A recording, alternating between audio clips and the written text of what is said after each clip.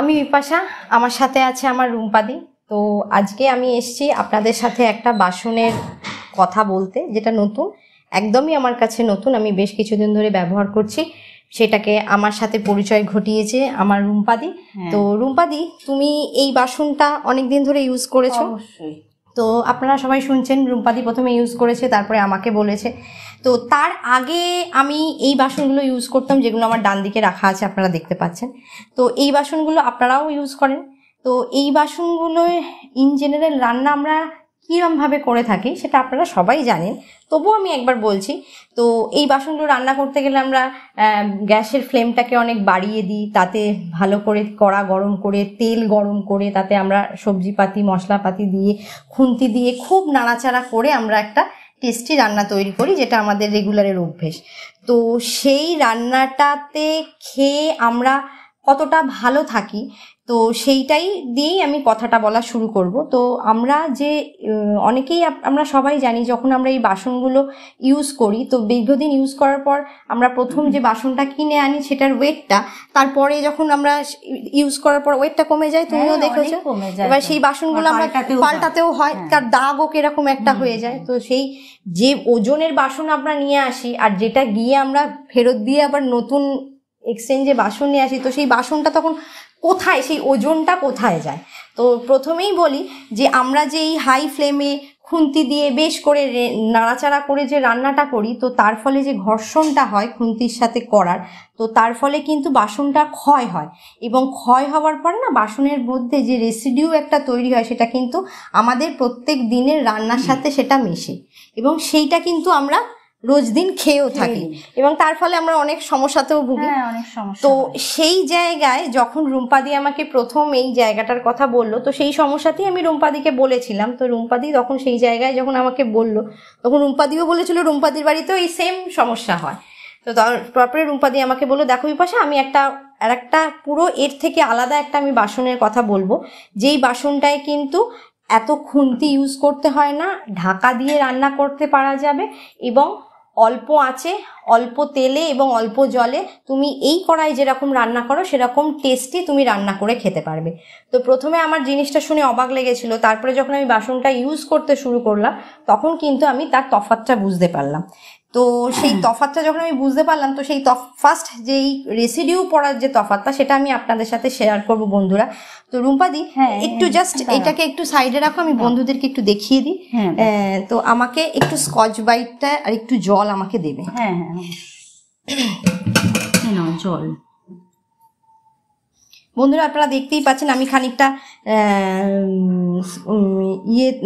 এখানে জল দিলাম, দিয়ে এবার এই আমাদের যেটা দিয়ে আমরা রেগুলার সবাই বাসন মাজি, স্কচ ব্রাইট, সেই স্কচ ব্রাইটটা দিয়ে আমি একটু বেশ ভালো করে এটাকে রগড়ে নিলাম।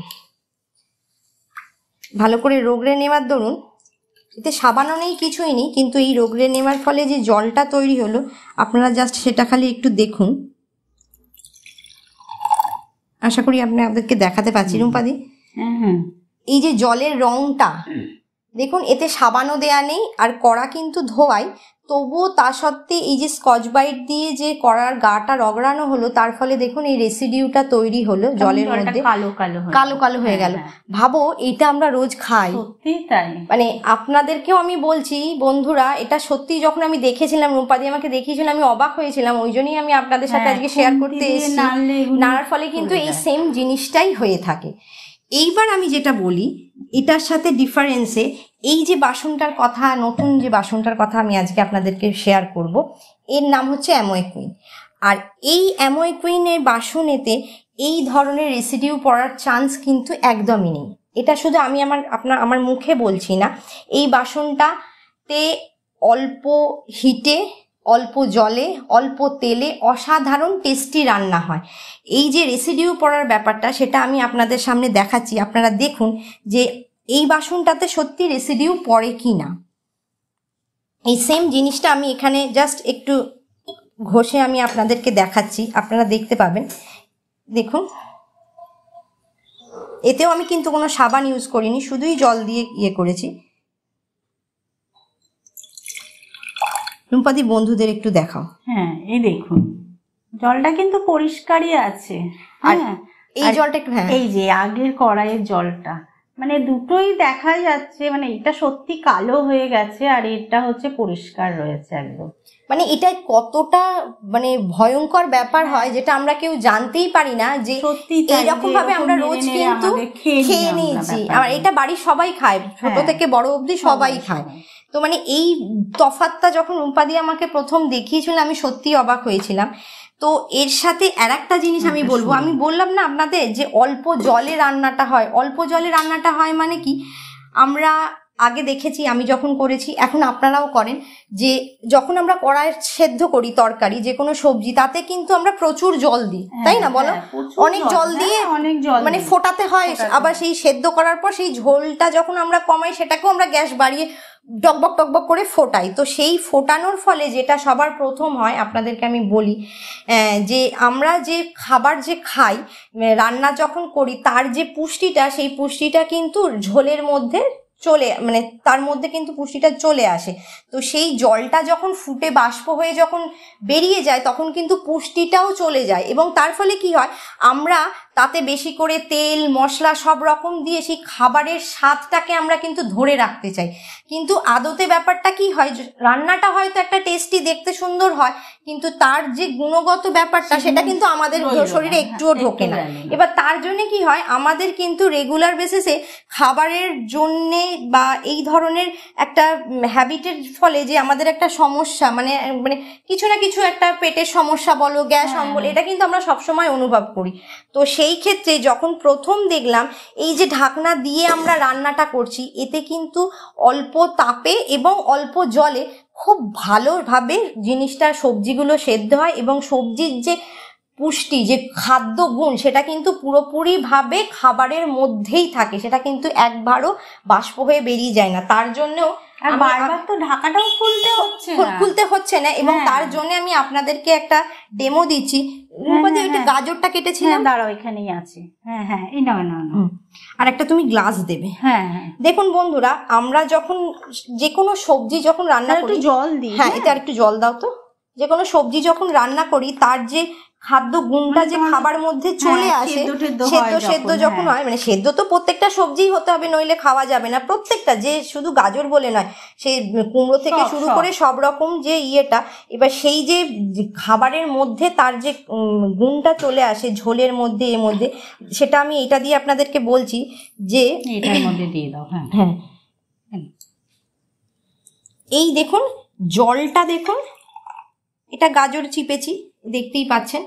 এই গাজরের চেপার ফলে এর ইয়েটা পুরোপুরি এর মধ্যে চলে এসছে, এর নিউট্রিয়েন্টসটা কিন্তু এর মধ্যে চলে এসছে। এবার ভাবুন, একদম কালার পুরো গাজরের যা রং সেটাই এসছে। অথচ দেখুন, আপনারা নিশ্চয়ই এটা ফলো করেন বাড়িতে। আমি তো এটা আগে মানে প্রথমে যখন দেখতাম না, তারপরে যখন এর সাথে তফাৎ করলাম, দেখতে পেলাম গাজর কিন্তু নর্মাল কড়াইয়ে রান্না করলে গাজরের এই রং থাকে না, সেটা একটু ফ্যাকাশে মতো হয়ে যায়। তার কারণ হাই হিটে ওটা রান্না হয়, ও নিউট্রিয়েন্টসটা জলে অলরেডি বেরিয়ে যায়, গাজরের কালারও কিন্তু চলে যায়। কিন্তু অ্যাময় কুইনে যখন আমি এই রান্নাটা করি, তখন কিন্তু গাজরের রংটা গাজরের একদম অরেঞ্জ রেড, যেরকম গাজর হয় সেটা, মানে সবজির যা রং সেটা কিন্তু পুরোপুরি মাত্রায় বজায় থাকে। তার মানে এটাই তো দাঁড়ায় যে নিউট্রিয়েন্টসটা একদম পুরোপুরি রয়েছে। তো এই জিনিসটা যখন আমি দেখলাম সত্যি অবাক লাগলো। তার সাথে আমি রুম্পাদিকে এটাও জিজ্ঞেস করেছিলাম, মনে আছে রুম্পাদি, যে আমার বাড়িতে কিন্তু কেউ সেদ্ধ রান্না খাবে না। রুম্পাদি তখন বললো, এটা কখনোই তোমার সেদ্ধ রান্না হবে না, এটা পুরোপুরি ভাবে যেমন তুমি এই কড়াই রান্না করতে ঠিক সেরকম করবে। আর আমরা কিন্তু এই কড়াইয়ে ইন জেনারেল যেটা আমরা করি, স্টিলের খুন্তি বা লোহার খুন্তি দিয়ে রান্না করতাম, অ্যালুমিনিয়ামের কড়াই, এটা কিন্তু আমরা অলওয়েজ কাঠের খুন্তি ইউজ করি, এবং তার ফলে কিন্তু এর রেসিডিউ পড়া তো হয় না, সেটা আপনাকে দেখালাম। এবং সবজি সেদ্ধ করার জন্য না ওই বারবার তরকারি নাড়তেও হয় না, একবার নেড়ে চাপা দিয়ে দিলাম, ও নিজের মতো অটোমেটিক্যালি, ও টাইমলি ও কিন্তু সেদ্ধ হয়ে যাবে। সবজির মধ্যে যে জলগুলো আছে সেটাই সবজিকে সেদ্ধ করতে শেখায়। মানে আমার যদি কোনো ঝোল দরকার হয়, তাতে যতটুকু পরিমাণ জল দিলে আমার চলে, সেইটুকু দিলেই চলে যায়। এটা কিন্তু একটা হিউজ চেঞ্জেস এই রেগুলারের বাসনের সাথে এইটা, তাই না বলো? আর আরেকটা জিনিস তুমি আমাকে দেখিয়েছিলে মনে আছে, হ্যাঁ, যে হ্যাঁ, সেটা হচ্ছে আমাকে রুম্পাদি বলেছিল যে লো হিটে, মানে লো হিটে বলতে আমি সত্যিই বন্ধুরা অবাক হয়েছিলাম। রুম্পাদি আমাকে বলেছিল এটা তুমি যদি একটা মোমবাতির তলায় রেখে রান্না করো তাহলে কিন্তু রান্নাটা হয়ে যাবে। তো সেই জায়গাটা আমার খুবই অবাক লেগেছিল, তো সেইটাও আমি আপনাদেরকে একবার দেখাই। রুম্পাদি একটু আমাকে বরফ দাও। হ্যাঁ একটু দাঁড়াই না, বরফ চাইছিলে তুমি, বরফ দিয়ে কি করবে, কি এর মধ্যে দেবো না? হ্যাঁ হ্যাঁ আচ্ছা তুমি এর মধ্যে রাখো। দাঁড়াও আমি এর মধ্যে দিয়ে দিই। হ্যাঁ বরফ আর দেবো? হ্যাঁ ব্যাস, আর দিতে হবে না। এবার এটাতেও দেবো? হ্যাঁ এটাতেও দেবো। আচ্ছা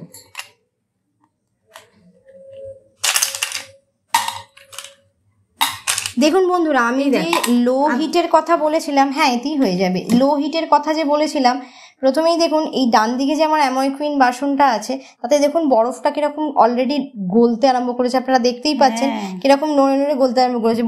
মনে আছে বৌদি, তুমি রূপাদি আমাকে তুমি দেখিয়েছিলে।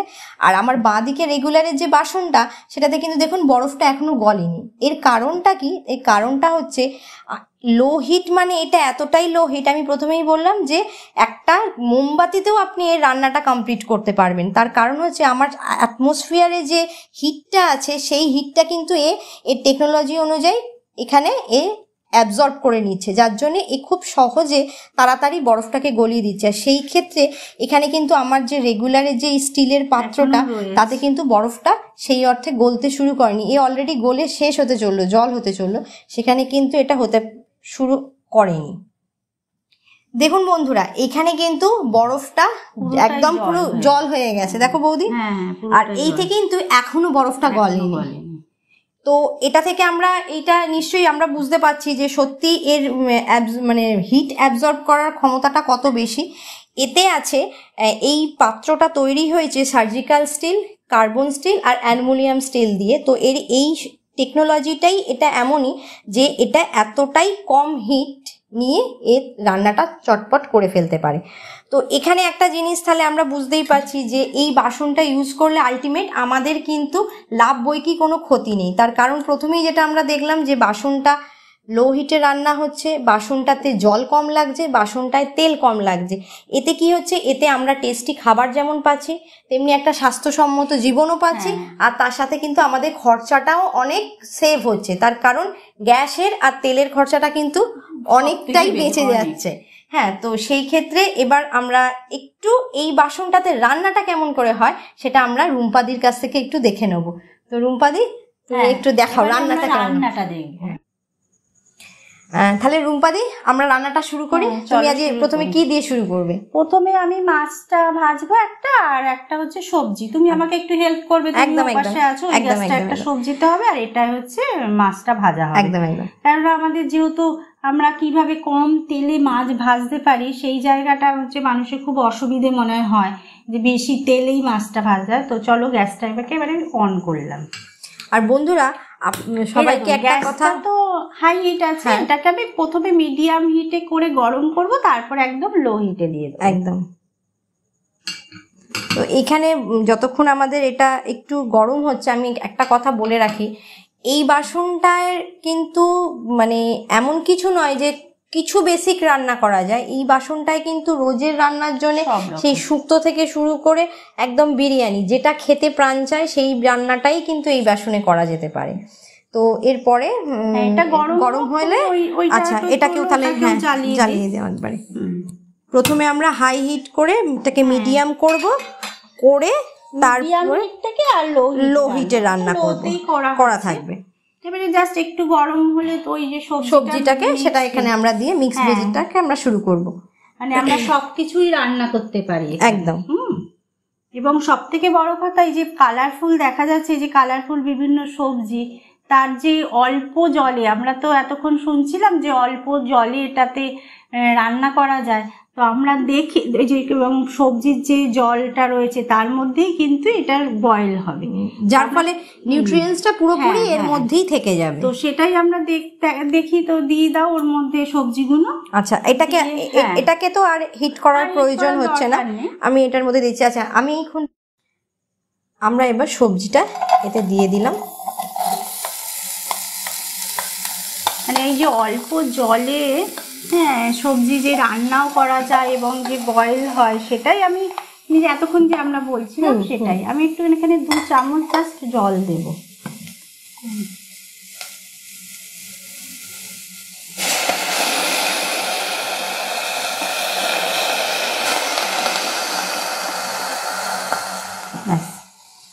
আর ওখান থেকে একটুখানি নুন দিয়ে দাও, মানে নুনটা জলটা একটু এর মধ্যে ইয়ে করে দাও। হ্যাঁ হ্যাঁ, জাস্ট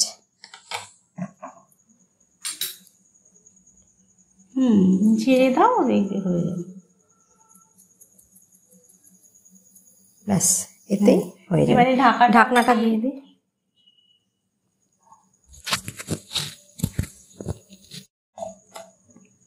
ব্যাস, এটা আমি ঢাকা দিয়ে দিলাম। এবারে দেখো, যখন আমরা মাছ ভাজা করি তখন কি হয়, কড়াইটাকে তো ভালো করে হিট করে নিই। তা আমি এটাকে ভালো করে গরম করে নিয়েছি।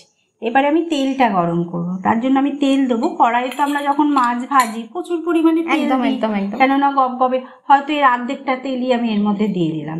তো আমি তো এই জানলাটা, তো দেখো আমি এখানে তেল দিচ্ছি।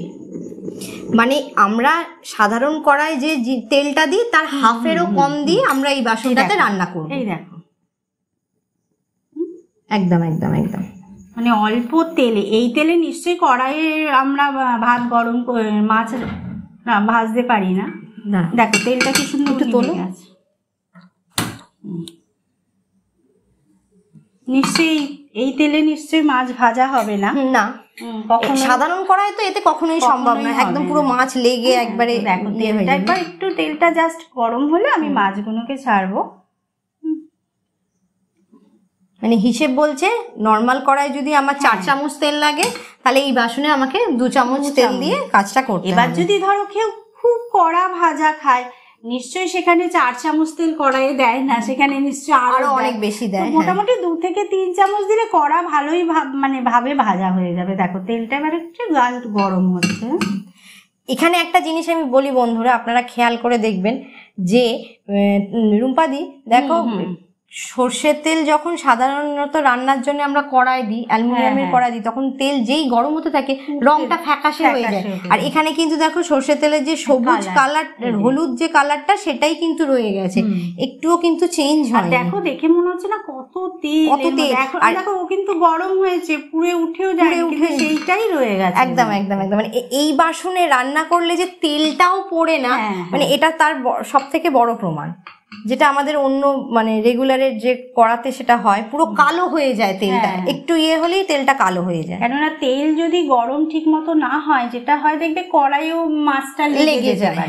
তো আমরা যখনই তেল মানে মাছ ভাজবো, তখন তেলটাকে অবশ্যই ভালো করে গরম করে, একদম এই যে মাছটা, এর মধ্যে নুন হলুদ আমি সবই মাখানো আছে। এবার আমি মাছটা দেব।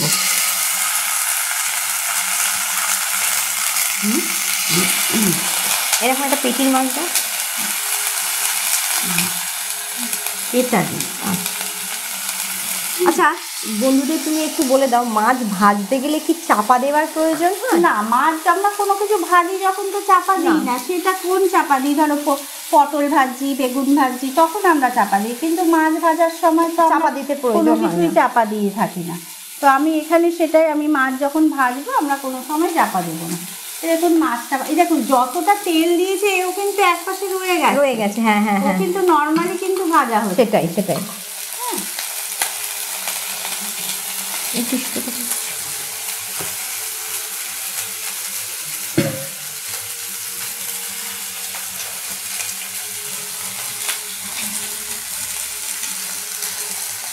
তো বন্ধুরা আমরা দেখতে পাচ্ছি মাছ ভাজা অলরেডি শুরু হয়ে গেছে। আর একটুখানি হলেই রুম্পা দিয়ে এটাকে উল্টে আমরা দেখতে পাবো যে ওই পিঠটা কতটা ভাজাটা হয়েছে। এটা কিন্তু লো হিটে ভাজাটা হচ্ছে। তো আশা করি আমরা এখন ওই যে সবজিটা দেখা যাচ্ছে। আচ্ছা এটা আরেকবার একটু আমি বন্ধুরা আপনারা একটু দেখুন, এই যে সবজিটা সেদ্ধ হচ্ছে, যে কথাটা আমি আপনাদের তখন বলেছিলাম যে খাবারের যে পুষ্টিগুণটা খাবারের মধ্যে একদম ইনট্যাক্ট থাকে, তার কিন্তু কারণ এই বাসনের এই টেকনোলজিটা। দেখুন আশা করি আপনারা দেখতে পাচ্ছেন হালকা একটা ধোঁয়া উঠছে আর জলের একটা বুদবুদ এই চারিদিকে বাসনের দেখা যাচ্ছে।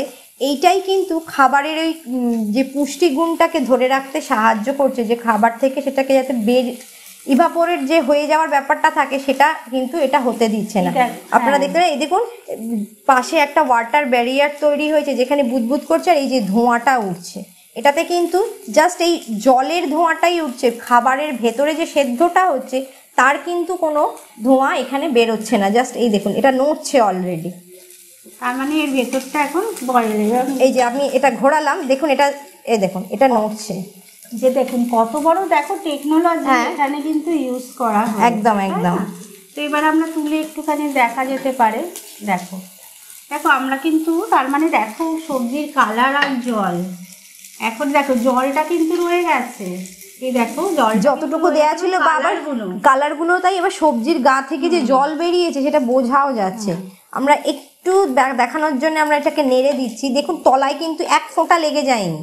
যে 4 চামচের মতো জল দেয়া হয়েছিল তার জন্য কিন্তু সবজিটা এর গায়ে কিন্তু দেখো বৌদি একদম লেগে যায়নি, এবং আশা করি অনেকটা দেখো বয়েল হয়েও এসছে। হ্যাঁ ওইটাই দেখো, হ্যাঁ বয়েল আমার হয়েও এসছে, তাই না? একদম একদম একদম। এই দেখো অথচ দেখো কালার কিন্তু একদম চেঞ্জ হয়নি। বন্ধুরা আপনাদেরকে যে আমি দেখিয়েছিলাম যে গাজরটাকে একদম সেই জলের মধ্যে চিপে যে যার খাবার মধ্যে যে নিউট্রিয়েন্টসটা তৈরি চলে আসছে, এটার মধ্যে কিন্তু সেই জিনিসটা কিন্তু একদম পুরোপুরি মাত্রায় বর্তমান, সেটা আমরা দেখতে পাচ্ছি। মাছের এক পিঠটা হয়ে গেছে, আমরা উল্টাতে পারি। তাহলে একটু উল্টে দেখিয়ে দাও বন্ধুদের। বাহ দেখো একদম যেমন মাছ ভাজা হয়, হ্যাঁ একদম লাল লাল করে, ঠিক সেই রকম ভাবেই কিন্তু মাছ ভাজাটা হচ্ছে। আমাদের একটু হতো, হ্যাঁ, কিন্তু আমরা দেখতেই পাচ্ছি একদম। সব থেকে বড় কথা দেখো এই যে তেল, আমি দেখো কাজ করে দেখাচ্ছি, তেলটা কিন্তু ঠিক একই মাপের রয়েছে, তেলের পরিমাণটা। আর বিপাশা এবার ওটা বন্ধ করে দাও, ওটা হয়ে গেছে, ঠিক আছে। দেখো তেলের পরিমাণটা কিন্তু দেখো আমি এই দেখো কাজ করে রেখেছি, একদম একদম। তার মানে আমার 1 চামচ 2 চামচও তেল দিইনি, সেখানে আমার কিন্তু এটা হয়ে গেছে। তার মানে এর পরেও আমি কিন্তু আরো মাছ ভাজতে পারি, একদম, তাই না? তার মানে এবারে আমরা কিন্তু মাছ সহজেই ভেজে তেলে মানে সবাইকার মধ্যে যেটা কনসেপ্ট ছিল যে মাছ ভাজতে গেলে ডুবো তেল না হলে ভাজা যায় না, সেটা কিন্তু এখানে একদমই দেখতে পাওয়া যাচ্ছে না। হ্যাঁ অবশ্যই। আচ্ছা বন্ধুরা, তাহলে আমাদের এখানে কিন্তু সবজি সেদ্ধ আর মাছ ভাজা হয়ে গেছে। এবার দেখুন আমি দেখাচ্ছি আপনাদেরকে, এই যে কত সহজে, এই দেখুন সবজি কিন্তু কেটে যাচ্ছে। এই দেখুন কুমড়ো অলরেডি সেদ্ধ হয়ে বেঁকে গেছে, এই যে ভেঙে যাচ্ছে, এই যে ডাঁটা সব কিন্তু সেদ্ধ হয়ে গেছে বরাবর একদম। আর মাছটাও খুব সুন্দরভাবে ভাজা হয়ে গেছে, কমপ্লিট হয়ে গেছে। আর কেউ যদি আরেকটু বেশি করে ফ্রাই করে খেতে চায় তাহলে কিন্তু আরেকটু ফ্রাই কড়া করে ভাজা যেতেই পারে। আর দেখা যাচ্ছে দেখুন তেলটা কিন্তু ওপরেই, দেখুন তেলটা কিন্তু ওপরেই থাকে, মানে কোনটুখানি তেলে মাছটা ভাজা সম্ভব হয়েছে এটা আপনারা দেখতেই পাচ্ছেন। তাহলে বন্ধুরা তাহলে এর যে গুণাগুণটা যেটা আপনাদেরকে বলতে চেষ্টা করলাম, আশা করি আপনারা বুঝতে পেরেছেন। এবং বাসন দেখিয়ে দিই আমি, যে এই যে আমার এখানে মাছ ভাজা হয়েছে, আর এই যে সবজি সেদ্ধর ফলে যেটুকু জল দেয়া হয়েছে তাতে কিন্তু একটুও কিছু লাগেনি। তাহলে এটার যে বেনিফিটটা কতটা হাই লেভেলে সেটা আশা করি আপনারা সবাই বুঝতে পেরেছেন। তো আমরা তো রেগুলার ইউজ করে খাচ্ছি এবং তার বেনিফিট উপভোগও করছি। তো আমি বলবো যে যারা এখনও ইউজ করতে শুরু করেননি আপনারা ইউজ করে দেখুন, আপনারাও কিন্তু ভীষণভাবে বেনিফিটেড হবেন।